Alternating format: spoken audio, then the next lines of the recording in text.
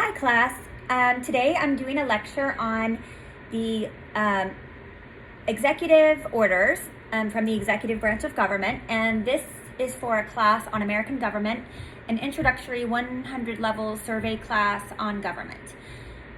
Now, what exactly is an executive order? Well, an executive order is issued by the chief executive officer of the executive branch of government, which we know is the president. And it is a rule issued by the president that has the full force of law. So the question is, are they enforcing the law, or through this executive power, are they making or creating or amending laws that are already on the books? This is where some questioning comes in.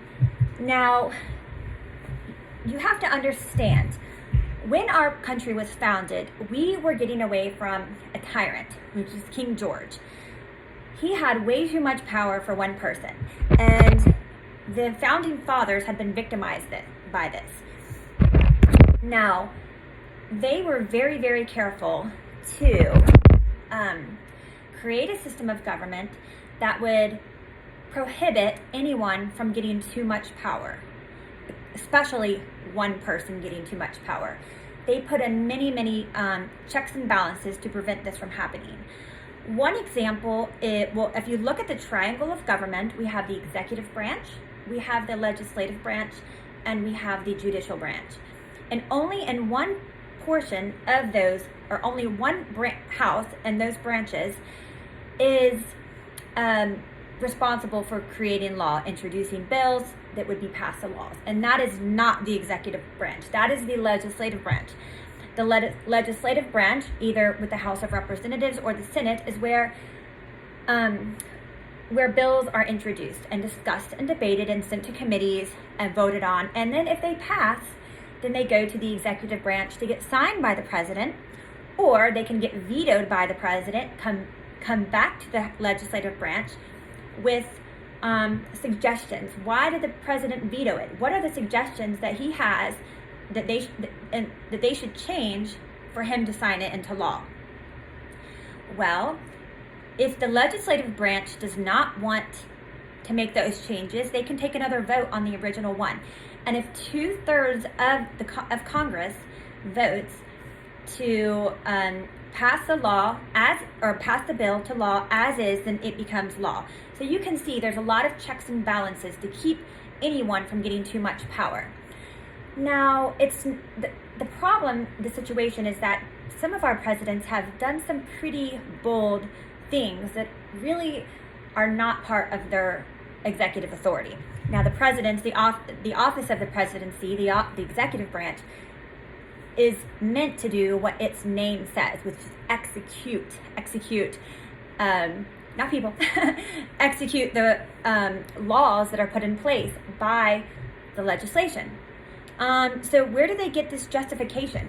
Well, the executive power of the United States says it shall be vested in the President of the United States of America. It's the executive power, and that's found in Article 2 of the Constitution. Now, this is the part of the article that they say that they use to justify this authority. That's called the Take Care Clause, and it says the President shall take care that laws be faithfully executed. Now, it says they should take care that laws be faithfully executed, not be faithfully made. But this is one way that they use this to justify the use of presidential power. Now, the judicial branch, the Supreme Court, has never unilaterally, put a stop to this use of presidential authority. They have voted on separate presidential executive orders and said, well, this one is not constitutional. This is not in line with what our Constitution says, but unilaterally they have not said that the president does not have the power to use executive orders. Also, today's politicians and presidents also justify the use of presidential power in this way by saying, well, our founding fathers did it, George Washington did it, John Adams did it, Thomas Jefferson did it. Of course, yes, they all did it. However, George Washington did executive orders like giving his staff permission to buy stamps. That's pretty different from the use of executive orders that we see made today.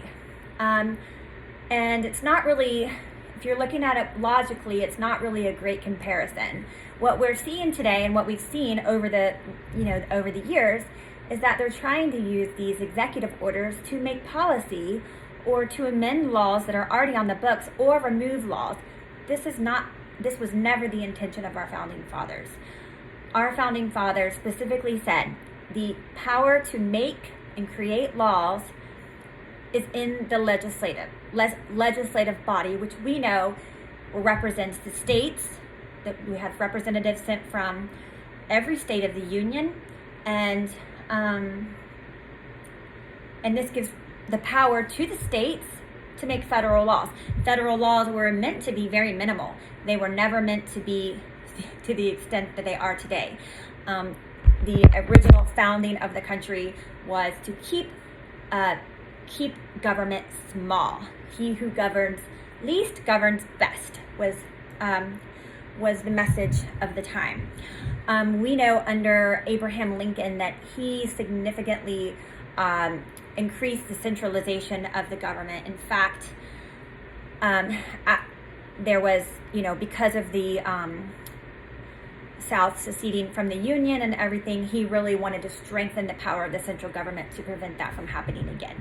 And in doing so, strengthened the use of federal power in our life. Now, what is the history of the executive orders? Well, we know every president except William Henry Harrison has done executive orders, but they've done very few. Ulysses S. Grant did 217, and that was the most that anyone did until we get to Theodore Roosevelt. Theodore Roosevelt did 1,081. He felt very justified with his use of presidential authority. And then it must be a Roosevelt thing, I'm not sure, because the only one who, the one who did exceed him was Franklin D. Roosevelt, and he wrote 3,721 executive orders. That is amazing. Yes, he was president for more than 2 terms, taking over for his becoming president in the last 3 years when he was vice president of his predecessor. But yeah, that's significantly. And yes, it was during wartime, which sometimes can be justified because it's a state of emergency and the executive office was intended to be decisive and act quickly and act powerfully in foreign matters. And so sometimes that you can think, well, that makes some sense. But he did things like in 1942 issued Executive Order number 9066, which was authorizing the use of Japanese internment camps, which we know how that went. Okay, also some other famous executive orders that have happened are in 1863, President Lincoln wrote or issued the Executive Order of the Emancipation Proclamation. Yes, that was an executive order. And of course, we know that was to free the slaves, which was a good thing. But again, a use of executive orders, and I'll let you do the research and be the judge on the constitutionality of these based on what you're learning about executive orders and presidential power and checks and balances and all the systems of government. Now, in 1948, Truman issued Executive Order 9981, which was the desegregation of the U.S. military. In 1957, Eisenhower issued Executive Order for the National Guard to integrate U.S. schools. In 1974, Gerald Ford pardoned Richard Nixon. Now, we know that Richard Nixon's vice president resigned and he elected someone from Congress to be his vice president. He chose someone from Congress and was approved which was Gerald Ford. Now, when Nixon was impeached, he resigned. Then Gerald Ford became president, and that's where he pardoned his predecessor, where he pardoned Nixon. And we know Bush in 2001 created the executive order for the creation of the Department of Homeland Security. Of course, we know this is in response to September 11th with the attacks on the World Trade Centers. Now the question is, will these be allowed to continue within the first, I don't know, it's February, so not when the first month of office. Biden has already signed 30 executive orders. Will he continue this trend? Will there be a stop to it? That's to be determined. But every president, including Republican and Democrat, have used or misused their power to do this. And I, for one, my opinion is that I hope that it will be seen as unconstitutional, especially when it's going against the laws already on the books. Thank you. Bye.